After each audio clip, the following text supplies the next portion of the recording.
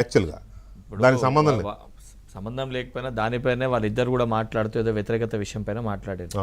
సరే, ప్రజలపైన వ్యతిరేకత ఉందా, మీనాక్షి నటరాజన్ కూడా అందుకే పంపించారు. ఒక విషయం ఇంతకుముందు మాట్లాడుతూ నేను ఆ మీటింగ్లో ఉన్నా, మీరు వేసే విజువల్లో కూడా నా ఫోటోగ్రాఫ్ కనిపిస్తుంది అలా ఎల్బీ మీటింగ్లో. అసలు పార్టీ లైన్ దాటి ఎమ్మెల్యేలు మాట్లాడుతున్నాను ఆ లైన్ ఆ ప్రస్తావన రాలే. ఏదైతే మనం ఇచ్చే సంక్షేమ పథకాలని మనము బలంగా జనాలకి చెప్పలేకపోతున్నామో అది ప్రచారం చేయాల్సిన బాధ్యత అందరిపైన ఉందని చెప్పని అది కాదు, ఒక వార్నింగ్ ఏదో ఇచ్చిన కొంతమంది మంత్రి పదవుల విషయంలో కానీ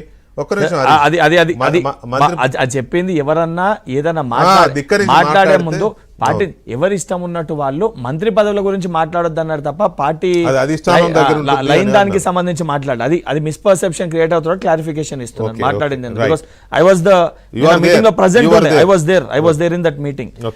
ఇంకోటి, మీనాక్షి నటరాజన్ గారు రాణికి కారణం దీపాదాస్ మున్షి గారికి అక్కడ ఆల్రెడీ కేరళ 2 స్టేట్స్ ఉండే, she was additional incharge year.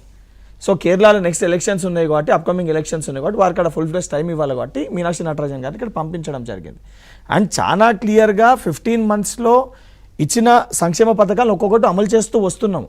కానీ ఇక్కడ ప్రతిసారి చర్చ వచ్చినప్పుడు రియల్ ఎస్టేట్ వారు వ్యాపారులు, రియల్ ఎస్టేట్ వారు వ్యాపారులతోటి వీళ్ళకి ఎంత సఖ్యత ఎంత సంబంధం ఉండి ఈరోజు ఇద్దరు మాట్లాడుతున్న మాటలు చూస్తే కూడా, ఇంతకుముందు హరీష్ గారు మాట్లాడినప్పుడు నాకు మొదట కొంచెము బీజేపీ బీఆర్ఎస్ ఇద్దరు లైన్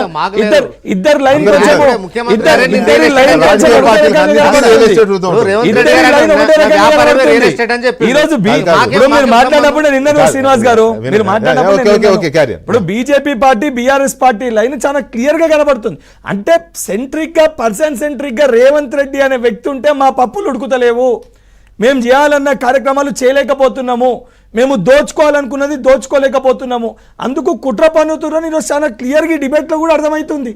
నాకు కూడా సరే ఇక్కడ రానంత వరకు సరే బీజేపీ పార్టీ బీఆర్ఎస్ పార్టీ వాళ్ళు అనుకున్నా, కానీ ఈరోజు హరీష్ గారు మాట్లాడుతూ కూడా 5 ఏళ్ళు కేసీఆర్ గారి పాలన బాగానే ఉందని అంటారు. 5 ఏళ్ళు కేసీఆర్ గారి పాలన బాగానే ఉంటే మొదట 5 సంవత్సరాలు పెట్టిన manifesto ditto to ditto second year కూడా ఎందుకు పెట్టాల్సి వస్తుందండి అలా ఇంప్లిమెంట్ చేస్తే? ఇంకోటి 15 months అవుతుంది మేము పవర్లోకి వచ్చి, మేము ఇచ్చిన ప్రతి ఒక్క గ్యారంటీని కూడా అమలు చేసుకుంటూ వస్తున్నాము, ప్రతి ఒక్క స్టెప్ బై స్టెప్ చేస్తున్నాం. కాకపోతే చేసిన దాన్ని మేము ప్రాపర్గా చెప్పుకోలేకపోతున్నాం. We accept that. ఆ విషయంలో మాత్రం హరీష్ నేను కూడా మీతో ఏకీభవిస్తాను. ఎందుకంటే కాంగ్రెస్ పార్టీ మెజరబుల్ ఫెయిల్యూర్ ఏంటి అని అంటే, ప్రభుత్వం మీద వ్యతిరేకత పెరిగింది, వ్యతిరేకత మొత్తం అసలు ప్రభుత్వం అయిపోయింది అనే తరహాలో బీఆర్ఎస్ కానీ బీజేపీ కానీ ఎంత ఉధృతంగా చేస్తున్నాయో ప్రచారం కానీ సోషల్ మీడియాలోనో లేకపోతే వాళ్ళ లీడర్లు మాట్లాడడం కానీ, మీరు దాన్ని కౌంటర్ చేయడంలో కానీ లేకపోతే ఇగో మేము ఇది చేసామని చెప్పుకోవడంలో కానీ చెప్పుకోలేకపోతున్నాం. మీరే అన్నారు, మేము చూస్తున్నాం కూడా, మీరు చెప్పుకోలేకపోతే మెజరబుల్ ఫెయిల్యూర్. మెజరబుల్ అంటే దయనీయంగా